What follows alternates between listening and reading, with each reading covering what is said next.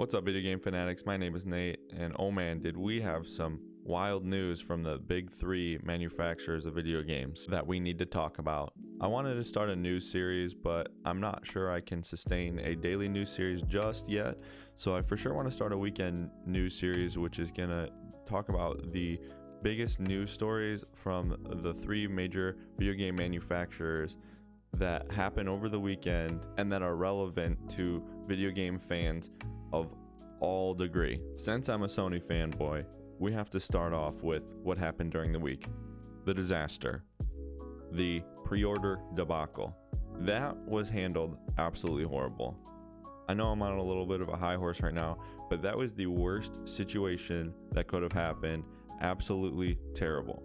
Scalpers were getting 4 to 10 consoles, and people who actually want one couldn't even scratch one. They couldn't even look at one. With that being said, Sony came out and made an official statement on Twitter stating, quote, "Let's be honest, PS5 pre-orders could have been a lot smoother. We truly apologize for that. Over the next few days, we will release more PS5 consoles for pre-order.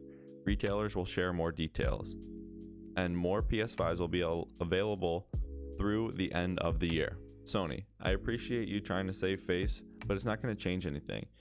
Unless you keep the pre-orders only in store, if you do them online again, online Walmart, Amazon, GameStop, Best Buy, all the major manufacturers, then guess what?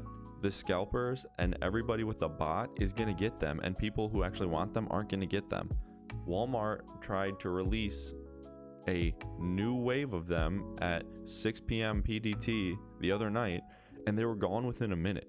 People still couldn't get them because the people with bots set up just scalp every single one of them, and then they're instantly on eBay for $1,000. Moving over to Xbox and Microsoft in the same vein as PlayStation 5 and Sony with the pre-orders, they put up an article on their blog, on their website, news.xbox.com, stating the following, quote, "Beginning on September 22nd, you'll be able to pre-order Xbox Series X and Series S online at the following retailers," end quote. Below that, they have a list of all the countries and what time they'll become available. Also, where at. Most of these are 8 a.m. PT or PDT, so it'll be like 11 o'clock Eastern time. But they've got stores like Microsoft, Amazon, Best Buy, GameStop, Walmart, and I'll put the graphic up on the screen so you can see it. But at least they're trying to give you a time. But just along with Sony, it's not going to matter if they only release pre-orders online. All of the scalpers and all of the people with bots are just going to get all the consoles. So a quick story is I went into a GameStop on the 17th in the morning, right when they opened, and the guy literally told me, "Hey, look, all of our online sales took all of our physical pre-orders in store, so we don't even have any more at this store." The whole pre-order situation is just turning into a really bad look for Sony and Microsoft. Also, before we turn to Nintendo and some really positive news, we need to talk about Amazon. I got a pre-order on Amazon, and I got this email the other day from them claiming I might not even get a PS5 console. The email from Amazon reads as follows, quote, "We're contacting you about your order of PlayStation 5 console to let you know in advance that you may not receive this item on the day it was released due to high demand. We'll make every effort to get the item to you as soon as possible once released," end quote.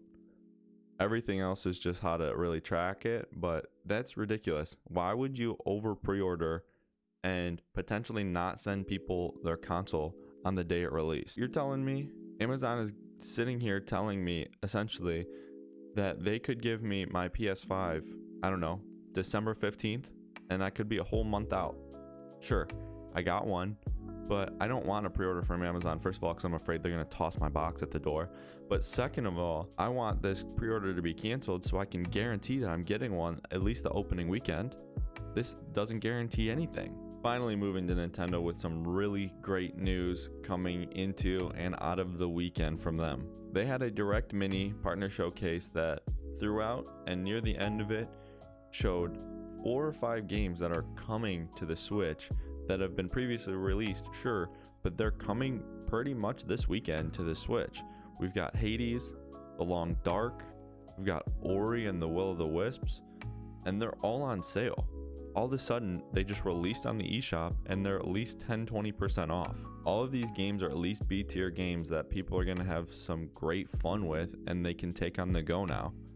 Also, on top of that, they released that they are bringing next year Monster Hunter Rise for Nintendo Switch, which is a Switch specific Monster Hunter. Why did Nintendo just all of a sudden say, hey, here's all these games, here's what we're doing for the future?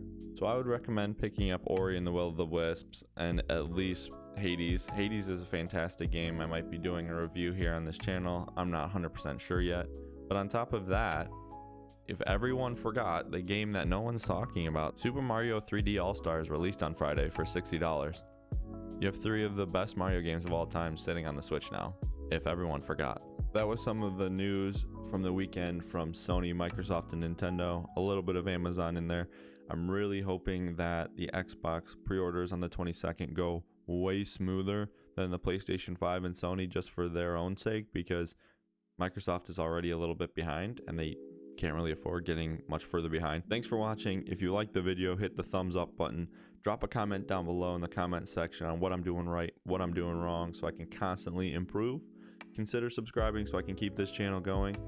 And thank you again. I'll see you on the next one.